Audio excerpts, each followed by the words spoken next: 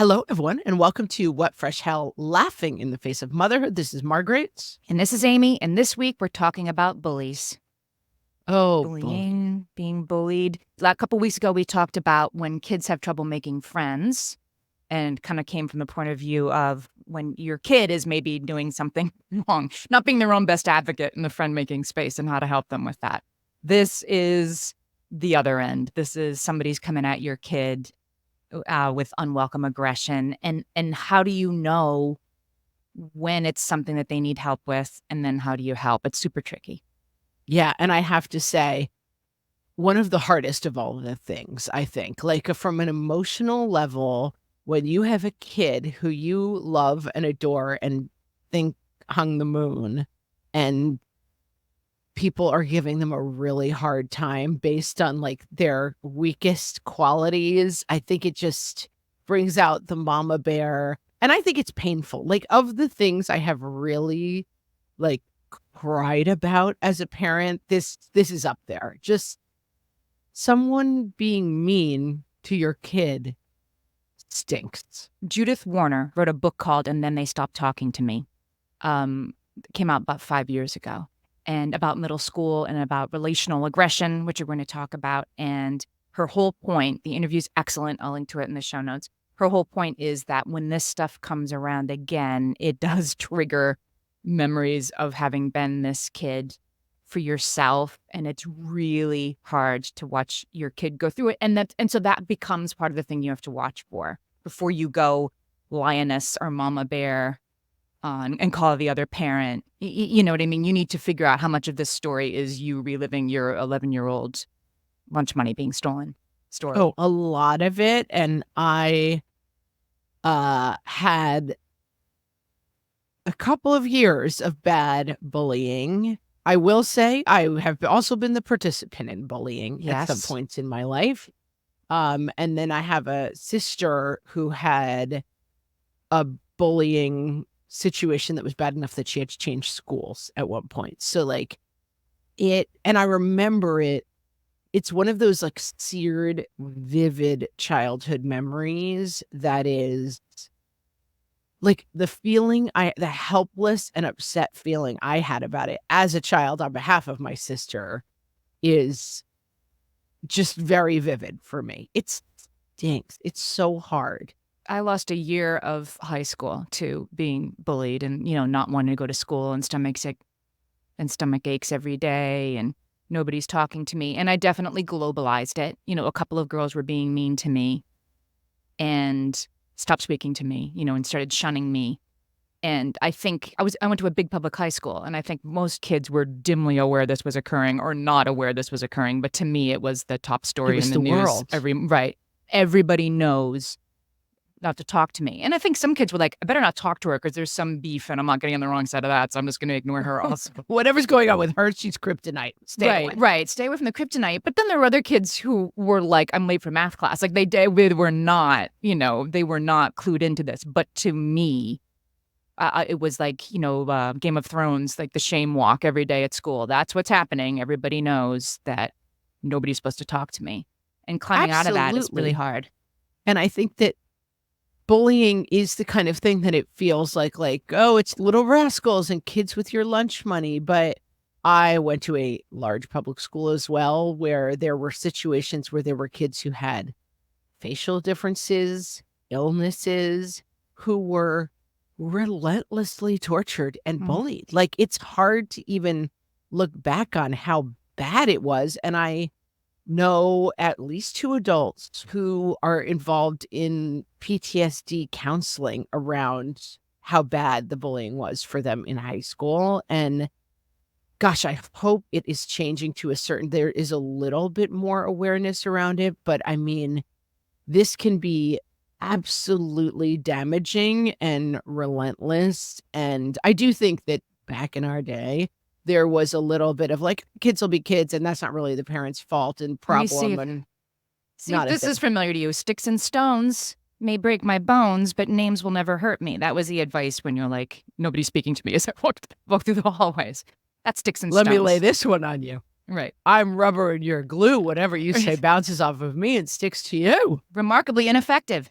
No, it doesn't work. Not actually the answer to bullying, as it turns out. The No. other thing I will say about bullying is that this is really just occurring to me as we talk about it, but this has been a construct that's been useful to me in other ways on the podcast.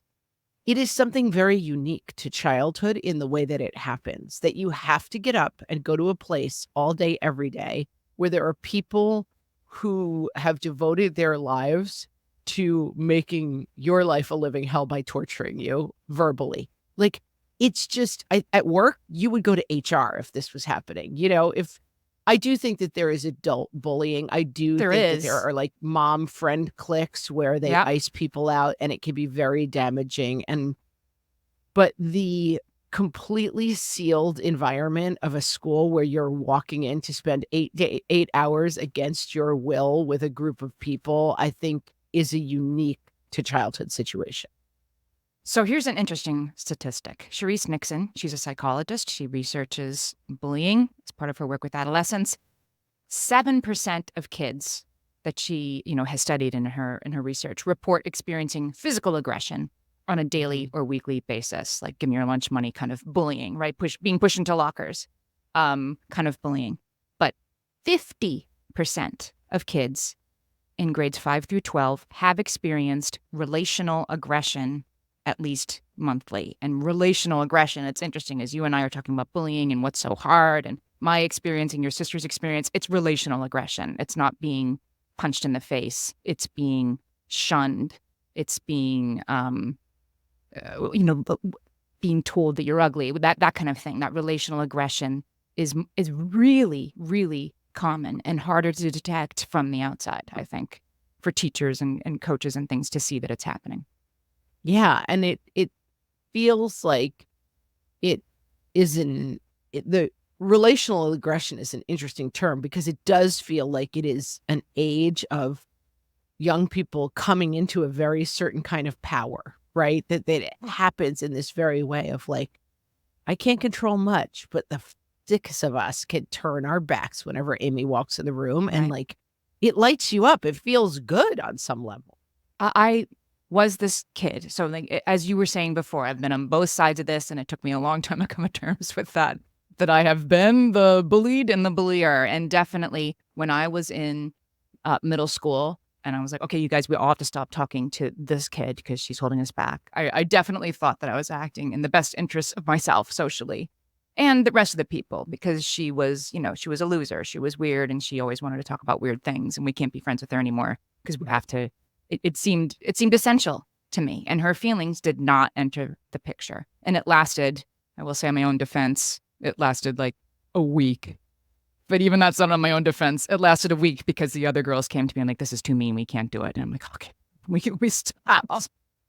Mafia John. I didn't have the votes, They were like, we don't have the stomach for this. I tried to oust the speaker, and I didn't have the votes in the end. Wow. So yeah, I was overruled. Wow. Yeah. And then did anyone turn on you as a result? Oh, isn't it interesting to find out how the worm turns? Yes. Who do you think was one of the, chief architects of my junior year disaster? Same girl. The one you tried to oust. The one I tried to oust. It's Game of Thrones out there, people. It's Game of Thrones. Decades to be like, I did it to her first. I didn't realize it until I was definitely 30. Yeah.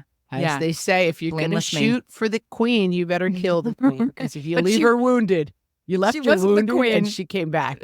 She was not the queen in 7th grade. And then all of a sudden, in 11th, 12th grade, she was on the homecoming court. That stuff happens. I was telling my daughter that my daughter's in high school now. And of course, this stuff is a frequent topic of discussion. And then I said, like, okay, in 6 months, this is going to be different. The planets and stars just move through the sky. It's good. Things are going to shift. I know it feels like everything is, this can't change and this has to be this way and you can't talk to this one because they're in that friend group. I'm like, you're right. It feels that way now. It won't feel that way. In 6 months, things are just going to change even if you don't do anything. But I understand that right now it feels immutable and impossible. Yeah, I think that's right. And I think we've told stories on the podcast before about being bullied. And I remember people kind of reaching out to us because now in this world, we're coming from the point of view of like, we have a podcast and we're the people talking into the mics and we seem like we have a lot of answers or have it together in some way. And the idea to some people that both of us were the complete social outcasts who were getting the absolute brunt of the bullying was interesting in and of itself. But that's right. Like in some neighboring school, there was a girl who was, she was on a TV show, I think a soap opera or something. And it seemed like she should be the most popular kid in school. From and all, she right, was right. bullied. Like it's difference at that age is so bad. And people were like, what kind of freak is on TV? You know, I mean, what a weird thing to pick out about somebody. And I'm like, wouldn't you want to be friends with a kid who's on TV? You can go and eat their craft services.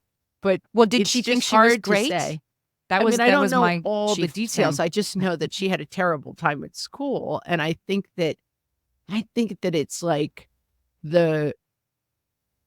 sometimes in schools, the goal is to become like the perfectly sanded block of wood that fits in perfectly with all vanilla the ice cream. other, the perfectly, not even plain. It's like whatever the shape is, smooth, you hone yourself and smooth every edge to fit in exactly that shape. And that somehow being on TV made you different than that shape. And being fat made you different in that shape.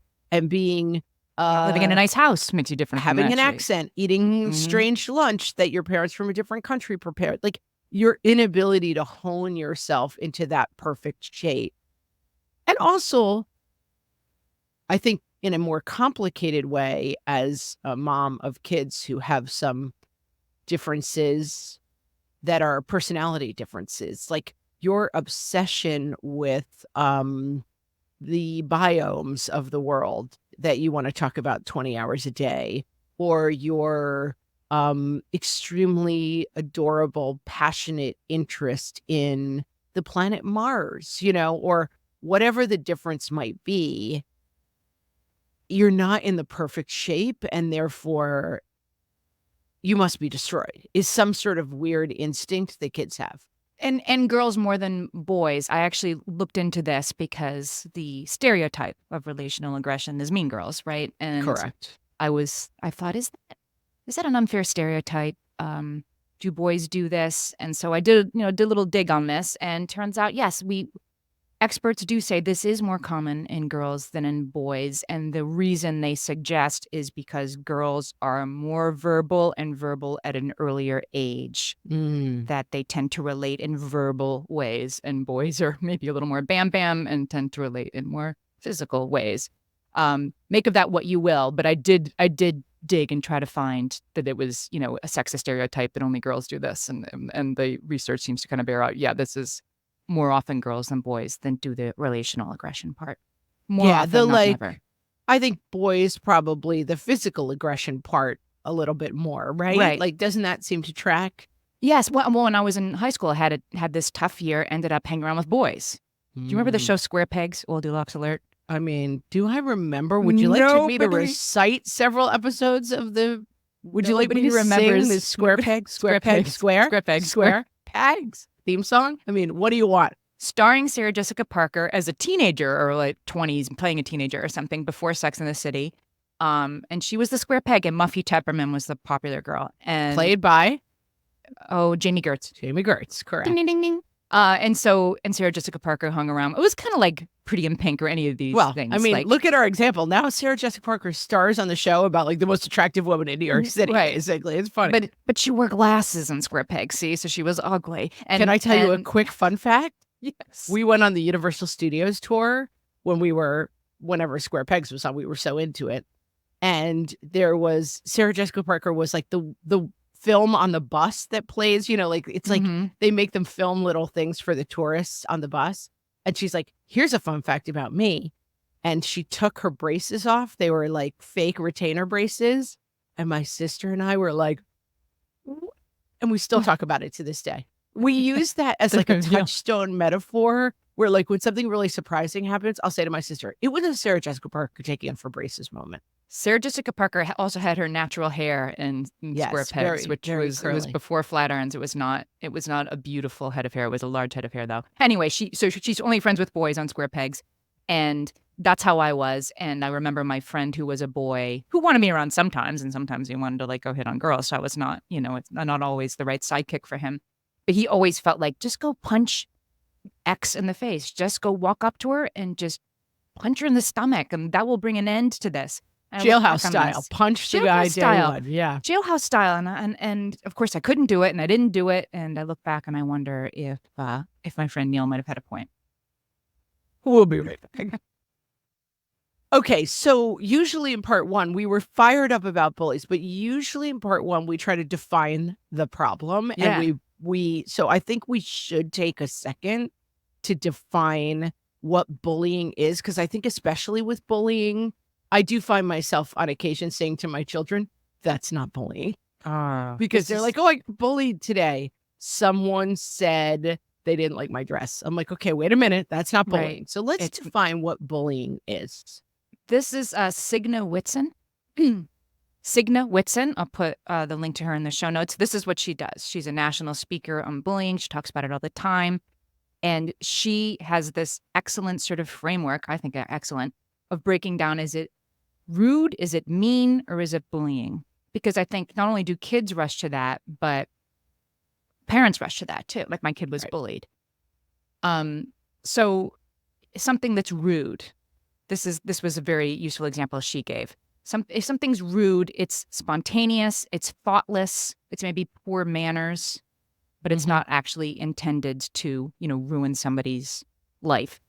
The example she gives is somebody comes into her and says, my daughter was bullied. And she says, what happened? And I'm like, she was getting off the bus and this boy threw a handful of leaves at her like in the fall. Threw leaves at her. Can you imagine?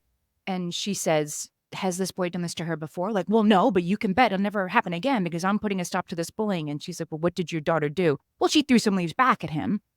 And then what happened the next day? Oh, they just rode the bus. Like, okay, we need a little sound effect. That's not bullying. That's rude. It's not nice. It's not bullying. Yeah. So I guess that's what you were saying. And another kind of stem off of that tree, branch, shall we say, is kids ask kids a lot of questions. And so Britt Hawthorne talks about this in one of our episodes, Curious Questions. So there are kids who might have differences that kids ask questions about.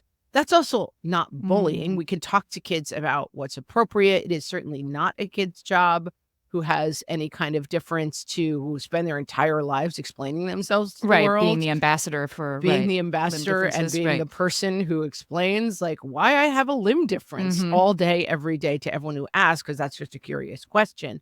So that might be something to like work with educators around, but kids asking questions about other kids is not bullying. Yeah. Or even if they're like, ew, why does your lunch smell weird? That's rude. That's rude. Rude. But that's what I mean. It's not that it's okay. It's just not bullying. All right. So let's go one more step to mean. Yes. Signe Whitson says, okay, mean is one more step. Mean is purposefully saying or doing something to hurt somebody once or maybe twice. And the example that she gives is, are you seriously wearing that sweater again? Didn't you just wear it on Tuesday? That's mean. That's intended to hurt.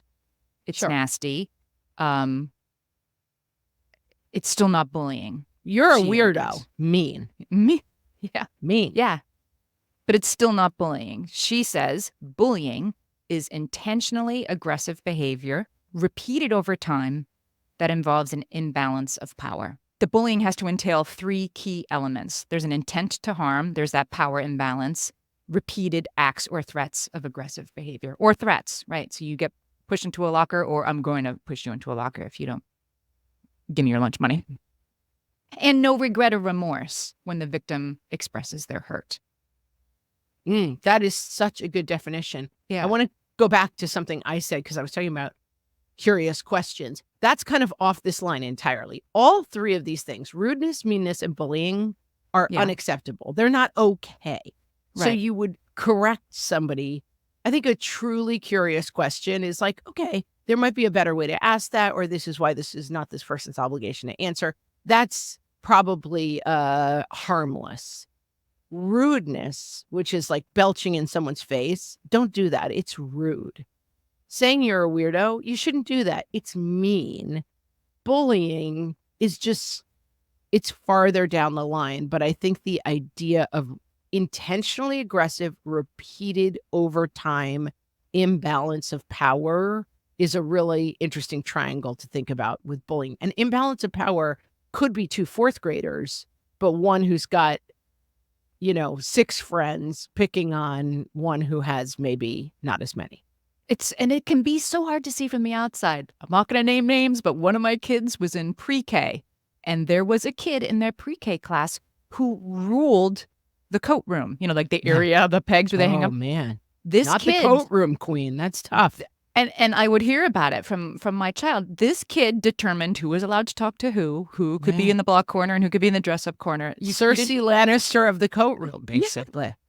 Yes, nothing got past this kid. I'm sure the teachers were totally unaware it was happening. Well, I know they were, and it was because there was a little bit of a vacuum. The usual teacher was out on maternity leave, and so the less experienced teacher who had replaced that teacher, I think, was a little more oblivious to just how much time was being spent whispering in the coat room area of the pre-K. Anyway, 2 kids from that class did not come back for kindergarten. 2 kids left out of a class of like 15 because it was like so rough. Who wants to deal with show up Cersei every day, Lannister the of mean the streets coat of room this every morning pre-K? before you've even had your snack? Yeah, and it was like 4 or 5-year-olds, and of course, 5 years later, that kid is not running anything, But it's this weird moment in time that can occur, and to the people who are in it, I guess this is the part that's important. That power imbalance can exist even if it's completely imperceptible or mostly imperceptible to the adult. Right? Yeah. Like you look at this and be like, why is this kid getting to say who you can play with? What are you talking about? But to the kids, it was ironclad and real. And real for everybody involved. And I do think there's a complicating factor with bullying that is good kids, bad kids. And that bullying is very complicated. And what I have seen play out in my kids' school is kids who are bullied become the bullies later on. Mhm. Kids who are the square peg to teachers, like they're kind of the difficult kid, become bullies later on because they need some source of power, Some kids are just like, these are just my friends and we're just having fun. Like, we're just like this and we just really don't like her and we're expressing that and that's our right. But like nobody sees their role in bullying correctly is what I'm trying to say. It doesn't mean it's an excuse. It doesn't mean that bullies are actually great people at heart. It doesn't mean any of that. It's just that it's more complicated than I have known situations where I would have clearly identified someone as the bully and then had a conversation with their parent and they're like, it's so hard for him, school, because he's constantly bullied. And I'm like, wait a minute. I totally picture your kid as like the kid stealing lunch money. Mhm. And I think that the constellation of bullying is very hard. And I know people who are school administrators, and I think it is very, very challenging. Everybody sees it very much from their own point of view. So let's talk about helping kids who are being bullied. Let's do that. I think that seems hard. And I think, knowing the difference, like where are we on these steps is very different to sort of calibrate your response and help the kid calibrate their response. Yeah, I have a kid who, as a younger person, had a little. You can print them out online now, and the question was, how big is this problem? And it would be like, it's a huge problem. Like someone, something terrible has happened, or like you've lost something precious, and calibrating the problem of bullying. And it was a visual thing to help kind of be like, how big is this problem really? I think calibrating bullying is the first step. Probably this is ironic, but if your kid is coming home and the first thing they say when they throw down their backpack is like, Billy's being mean, then you that is probably an indication, not that you shouldn't discuss it and help your kid with it, but that is probably not bullying, because Katie Hurley, who's a psychotherapist who works with adolescents, points out that the kids who are being the most bullied kind of go internal and Mm. don't come home and say, I'm being bullied every day. I'm really scared. I'm really unhappy. I know I didn't. I brought it up once in a while to my parents, and then my parents didn't really know what to do, right? It is hard to know what to do with these situations. And I stopped talking about it, which didn't mean it wasn't in the forefront of my mind 24/7. But what was the point of talking about it? And so there might be cases where your kid is being bullied, and you're gonna have to clue into that for reasons besides them coming home and telling you.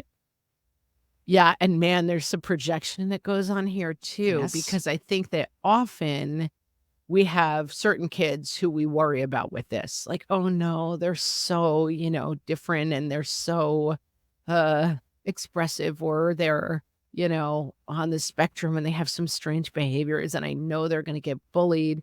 And that we miss sometimes, like, our kid who is a go along, get along kid and then maybe, doing well in school and a strong student who it's like, "Oh, Sally can handle anything. I don't really worry about her." Like, if you're seeing that quietness, something might be going on. Mhm. Mhm. So Katie Hurley says school refusal, wanting to quit activities, avoiding peer interactions, stomach aches, not being able to sleep, that kind of stuff. You might want to, find out a little more. And then once you get them to open up, let's talk about what not to say. This is Sherry Yes. Gordon is a bullying prevention advocate.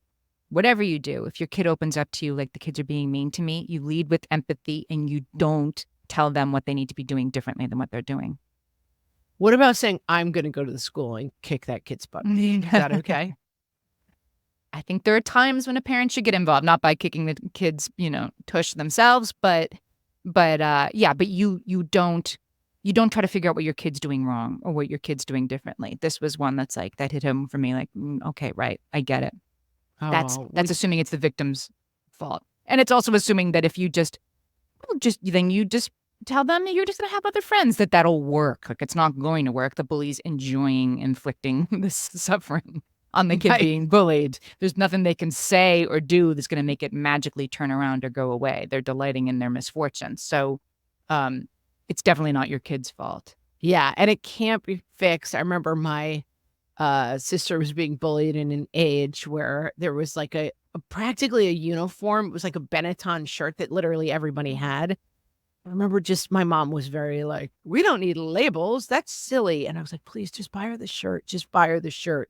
And the reality is, it was too late. Like, if she had then showed up in the shirt, it would have been 10 times worse for her, you know? Proof that she was a Oh, loser, right. what a loser that you now bought the shirt to try to be friendly with us. And Mhm. I remember totally seared in my brain a dad getting on the bus when I was in elementary school and yelling at all the kids on the bus to be nicer to his kid, who was an odd kid with some differences, who was being, I'm sure, viciously bullied back in the day. And let me tell you, it did not make that kid's life Yeah. better. It made it a ton, ton, ton worse. And oh my God, this poor dad, he was like a tough dad, New Yorkie dad being like, "Listen, you little kid," and I remember just being like, "Oh my God, get off the bus. You're sealing her fate right now." Awful. There are times when you do have to get involved, and I actually have a little bit of advice that worked for me on how to know when to get involved and when to hold back. I'm gonna hold back, though. I'm not gonna tell you when to do this yet.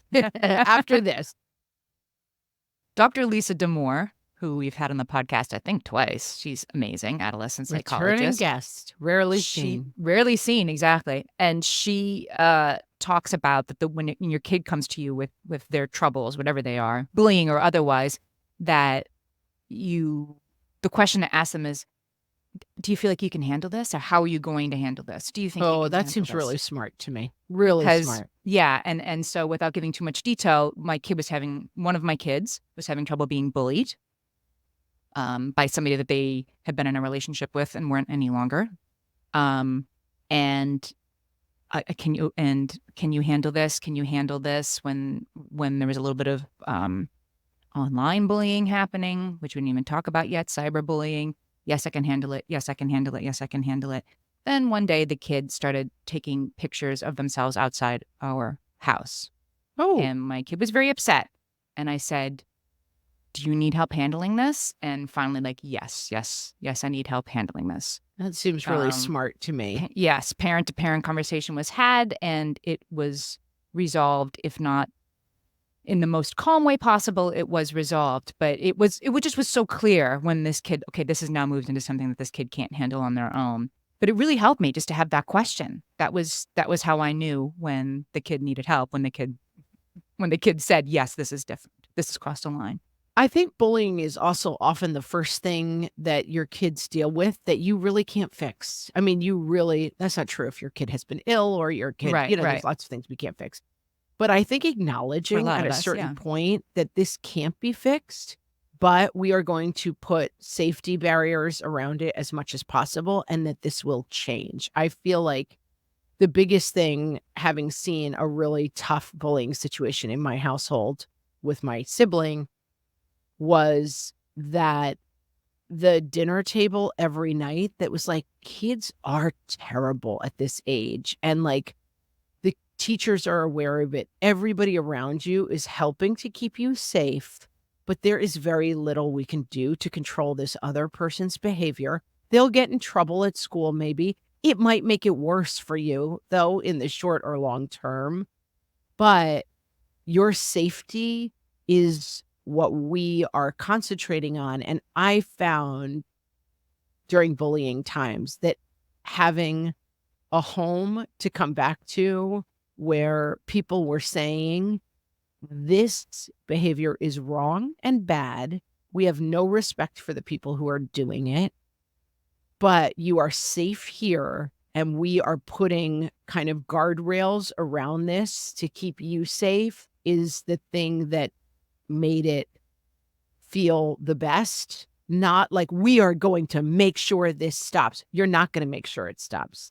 Like Yeah. a kid can corner your kid 6 times a day and be like, I don't care what anyone says. You stink. Like it cannot be controlled. You cannot control other people's behavior.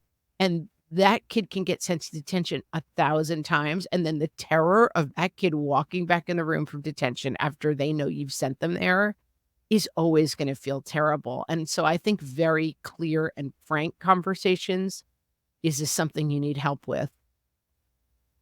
Because making the bully sit down with your kid and be like, you used to be such good friends. What happened? Not going to work. No, Katie Hurley is like, don't do that. Do not. That's not a good idea. It happened in my situation in high school, and it was definitely counterproductive. It just added way more wood to that fire. Yeah, Can you two are believe going she to went to sit that down teacher? and get around.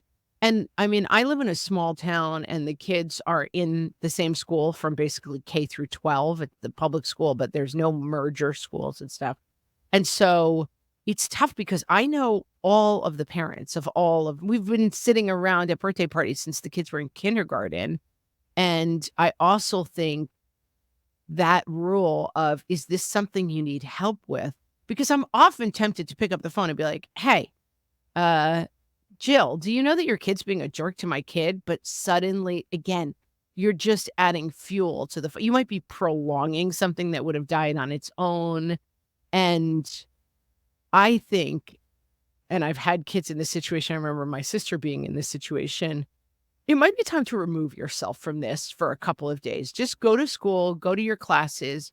You don't have to hang out with them after school and be involved in this mess. And I think that for kids who have a lot of trouble handling social interactions, it's not okay to isolate. Like I'm in my room all the time and I have nothing to do and I'm just, perseverating over how terrible this is. But I have seen kids stop socializing for a couple of months. They're not walking into town after school. They're not hanging out with friends. They're not ready to figure it out for themselves. And so they're taking 2 steps back. Yeah. Katie Hurley also suggests having a touchstone at school, like helping your kid identify who that is, and not so that then there can be these meetings between them and the bully, but just so they have a place to go. When I was in high school, I had a drama teacher whose office, it was just sort of tacitly understood. And she was the one in the end who was like, we're putting an end to this. I'm bringing those girls in. We're having a conversation right now. was not a good idea, even though it was very well intentioned. No, right. But I Right. always could go hang out with her at lunch, after school, before school. I was always welcome in her office. Right, because let me tell you, when the bully gets called in and says, "You are being mean to Amy, who is wonderful. What don't you see here?" The bully is experiencing that as Amy was put on this earth to make me crazy, and Mhm. she is terrible, and I need to make other people see that. Like, no one is sitting down and being like, "Great point. I have been unkind." Not nobody, but most people are not. I will It's the say. point. It's the point for bullies, and that was part of the definition, that it's intended to wound, and being told that it's hurtful is not gonna change you. That's why you're doing it. It's Right, aggression. and I think there is a definition in the bully's mind that, like, this person has earned this. This person, Oh, for if sure. people could see this person For truly, they wouldn't sure. think I was being mean. They would understand. It's that kids have very rigid thinking. I think that's why approaching it from, like, bad person, good person in situation is damaging. I think it it can't be fixed on some fundamental level, and I will say that I think a lot of schools have gotten better at this. Ki Schools often have a counselor. They have a office that's called, like, friend zone or whatever. There are designated places where kids can go during that time, and I Mhm. think that helping your kid find that safe place is the solution, not getting the bully to come over and explaining that your kid is really great. If you could talk, sometimes this happens and you're friends with the other parent, like, "I can't believe this is happening," but I know, having tried to talk to that other parent, and I know, having been that parent who's approached, the quote unquote bully's parent either has no idea what you're talking about or has heard a completely different version of events. Amy's Absolutely. mean, and that's why we can't be friends with her anymore, because Amy's mean. And maybe your kid did do something to, like, to annoy this kid, and then it just tips over into this other thing. But we can end up being like, I want to, like, throttle this other kid's mother. Why doesn't she stop this? Why doesn't she? I thought we were friends. But the truth is, there's two sides to every story, and that other adult is getting a very different story. That's maybe not 100% false. Well, exactly, and very tricky. So let's talk about that a little bit when our kids are the bullies, Okay. because, um, I think it's important. Well, I think it's probably worth talking with them that relational aggression, um, counts as bullying, and it's not Mhm. okay. And we're not going to purposefully exclude other kids or stop speaking to them or shun them. That's just about the worst thing you can do. And that is bullying. I had a conversation with one of my kids about that recently. Well, that's not bullying. That's just mean. I'm like, I think it's bullying, because I Right. have, throughout my kids' lives, I loved this structure of rude, mean bullying. Is it this or is it Yes. this? I think this is pretty bad, actually, and my kid didn't think it was, so it was an interesting conversation. Yeah, and again, it is circular, like, well, we were all friends, but this kid has behaviors that are so, like, they always cry during the game. They always take the ball and go home. They Mm, always have a tantrum that I think it's hard, and I worry sometimes. I feel like I'm very oriented towards the, like, you have to be nice to everyone, and I was raised that way, and there are ways in which it has not served me. Like, I have ended up in situations where I am being, overly kind to someone who is really being inappropriate with me, because I have an overdeveloped sense of, like, we must show kindness, and, um, it's very, very complicated, I think, like, especially with my daughter, I'll say, I sometimes worry that I'm like, we have to always, like, go out of our way to be kind, and it's like, but maybe not to the boy who's, like, doing something really inappropriate to you. Like, right. you also have to state your boundaries, like, that you can't, in this situation, land on a correct answer, but I do think one of the things that I try to practice that I think is useful is, how do you think that person would feel? How, like, put yourself, how do you think that person would feel that this group of 7 of you who have always been friends is now a group of 6? yes, I understand that that person is frustrating. Also, I will tell you, I've had kids say, listen, the other 4 people really don't want this person invited. And I think it's complicated. Like, does does your kid have to stand against 4 on behalf of 1 who does have really annoying behaviors? It's Mm. very hard, but I think a constant conversation where you prioritize at least examining how must that feel? How must that kid feel for a kid who's coming into school and does not speak 1 word of the language that you all speak? How do you think that feels for them? There's this I think book constantly putting that in front of your kids is something that is useful. There's this book called Each Kindness.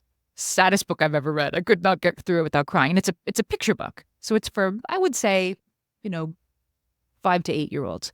And it tells the story of a kid who's new to the school and her clothes aren't clean and she acts kind of weird and nobody plays with her. Nobody's nice to her in this class. Told from the point of view of like another kid in the kindergarten class. Right. And she's just a weirdo. And so, and she kind of stands in the corner. I don't want to let her play with us. And so they don't. And then one day she's not there. She's only in this school for like 6 weeks and then she's gone again. And only after the kid is gone, does the teacher sit down with the class and say, she's gone now. And was there anything that any of you could have done to be kinder to this child? And the scales fall from the narrator's eyes and she realizes that she could have done something nice. And she really wants now to go back and be nice to Abby or whatever the girl's name is. She wants to go back and let her sit with us, and it's too late. The kid's gone. And it's just the most I think that's why it's so sad. It's so unresolved for a children's book. It isn't like, come on back, Abby. Now we're friends. Like, nope, too late now, and you were mean. And it's a really lovely book for kids to help kind of understand why this isn't okay. But boy, it's a tough one. Yeah. And I really think that bullying, although we like to solve it, bullying it's one of those problems that only gets solved through 1,000 conversations. It doesn't get solved in the moment ever. It always is going to be the shifting sands of, and I mean, yeah, because it is super complicated. Like, generally, kids are not bullying other kids because they're doing great themselves, But that's not something a 5-year-old should or needs to understand. It's a conversation that happens over your kid's lifetime and schooling. And also one thing that we haven't touched on that I will touch on closely is that your kids turn out exactly how you are is kind of the rule of the whole podcast. So if we're spending all of our dinners talking about how weird and gross, cousin Shane's new boyfriend is and how he talks in this weird way and isn't it funny? And, that's not a great idea. Modeling what you want your kids, modeling the way you want your children to act is going to play a huge role in this. And I'm looking at myself. I mean, I'm a person who loves to make witty remarks and, are they sometimes at the expense of other people? Probably. And it's something that I will say was modeled to me as a kid that whenever I can remember coming home and I had a teacher and I was like, oh, it's really funny. He has, this weird thing on his face and everyone calls him this. And I will never forget. I think I was in 6th grade. The look of shame that came over my mother's face as she said, so you're saying that you're all laughing at someone who has something on their face? And I just was like, yeah. and just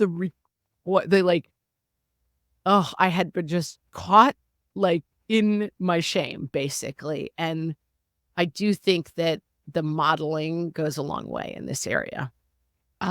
Signe Whitson, this is gonna be my closer, that understanding this rude, mean bullying thing is very important because she argues if we use the word bullying when we don't mean it, it just becomes boy who cried wolf, and we stop paying attention when we need to pay attention. And we need to be able to all discern, kids and adults, when it's crossing the line between rudeness at the bus stop and bullying that's really, really getting this kid pretty stuck. Agree. I'm feeling a part 2 on this one, Amy. I feel like we haven't even scratched the surface of some of the bullying stuff.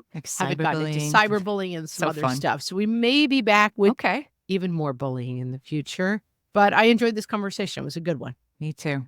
Thanks for listening, everybody. Join our Facebook group at facebook.com/groups/whatfreshhellcast. Tell us what you thought of the episode. Give us your best advice. Tell us what you want to hear us talk about next. Thanks for listening. We'll talk to you next time.